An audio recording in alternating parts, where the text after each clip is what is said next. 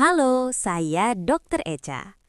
Di episode kali ini, kita akan membahas sesuatu yang sedang sangat relevan dan banyak dibicarakan, yaitu tantangan dan microhabit sehat.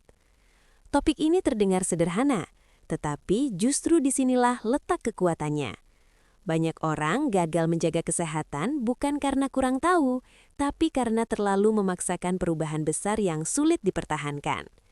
Mari kita bahas pelan-pelan, santai, tapi tetap ilmiah dan aplikatif. Di usia dewasa, terutama setelah 30 tahun, tubuh kita mulai memberi sinyal.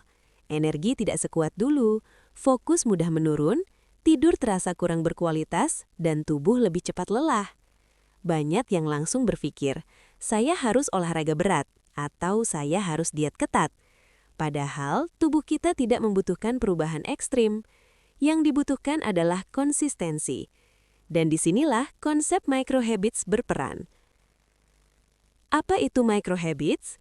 Microhabits adalah kebiasaan kecil yang sangat mudah dilakukan, tetapi jika dilakukan secara konsisten, dampaknya besar bagi kesehatan.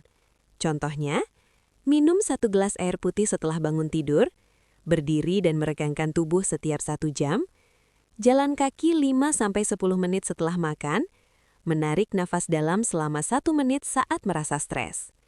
Kecil, sederhana, tidak mengintimidasi. Namun justru karena itulah microhabits bisa bertahan lama. Mengapa tantangan kecil lebih efektif? Secara medis dan psikologis, otak kita menyukai hal yang mudah dan bisa dicapai. Ketika kita berhasil menyelesaikan satu kebiasaan kecil, otak melepaskan dopamin, hormon yang membuat kita merasa puas dan ingin mengulanginya. Inilah alasan mengapa tantangan kesehatan berbasis microhabits sering kali viral dan efektif. Bukan karena sulit, tapi karena realistis. Tantangan microhabits sehat, 7 hari untuk tubuh lebih segar. Saya akan ajak Anda mengikuti tantangan sederhana yang bisa dilakukan siapa saja, tanpa alat, tanpa biaya, dan aman untuk sebagian besar dewasa sehat. Hari pertama, bangun dan minum air. Setiap bangun tidur, minum 1 hingga 2 gelas air putih. Setelah tidur 6-8 jam, tubuh kita mengalami dehidrasi ringan. Air membantu mengaktifkan metabolisme, membantu kerja ginjal, meningkatkan fokus di pagi hari. Ini bukan detoks instan, tapi langkah kecil yang sangat berdampak. Hari kedua, gerak 5 menit setiap jam. Duduk terlalu lama adalah salah satu faktor risiko masalah metabolik dan nyeri otot. Cukup lakukan, berdiri, peregangan ringan, jalan di tempat, selama 5 menit setiap 1-2 jam. Tidak perlu olahraga berat, tubuh hanya perlu diingatkan untuk bergerak. Hari ketiga, jalan kaki setelah makan. Setelah makan besar, coba jalan santai 5-10 menit. Secara ilmiah, kebiasaan ini membantu menurunkan lonjakan gula darah, memperlancar pencernaan, mengurangi rasa begah dan ngantuk. Ini adalah kebiasaan kecil dengan manfaat besar, terutama bagi kesehatan metabolik. Hari keempat, pernafasan sadar. Luangkan 1-2 menit untuk bernafas perlahan. Tarik nafas lewat hidung selama 4 detik, tahan 2 detik, hembuskan perlahan lewat mulut selama 6 detik.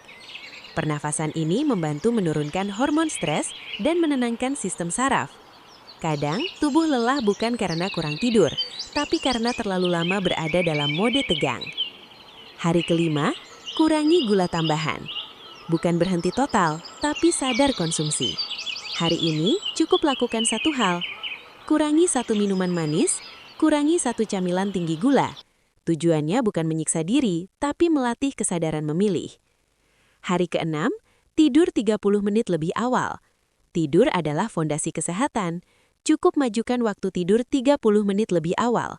Matikan layar lebih cepat, redupkan lampu, buat rutinitas tenang sebelum tidur. Perubahan kecil ini bisa meningkatkan kualitas tidur secara signifikan. Hari terakhir, evaluasi dan syukuri tubuh. Hari terakhir, lakukan refleksi. Apa yang terasa lebih baik? Apakah tubuh lebih ringan? Apakah pikiran lebih tenang? Kesadaran ini penting karena kesehatan bukan hanya angka, tapi rasa.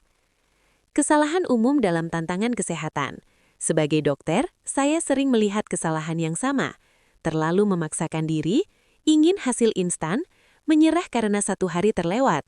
Ingat, konsistensi lebih penting daripada kesempurnaan. Jika 1 hari terlewat, lanjutkan. Tubuh tidak menghitung kegagalan, tubuh merespon kebiasaan. Penutup, microhabits mengajarkan kita satu hal, menjaga kesehatan tidak harus berat, mahal, atau ekstrim. Tubuh kita cerdas, ia hanya perlu diajak bekerja sama, bukan dipaksa. Mulailah dari yang kecil, lakukan dengan sadar, dan biarkan hasilnya datang perlahan tapi nyata. Saya Dr. Echa, dan ini adalah pengingat lembut bahwa kesehatan adalah perjalanan jangka panjang. Jaga tubuh Anda, karena Anda akan membutuhkannya untuk waktu yang sangat lama. Terima kasih sudah mendengarkan saya, Dr. Echa. Jangan lupa like dan subscribe untuk informasi penting lainnya dari saya, Dr. Echa.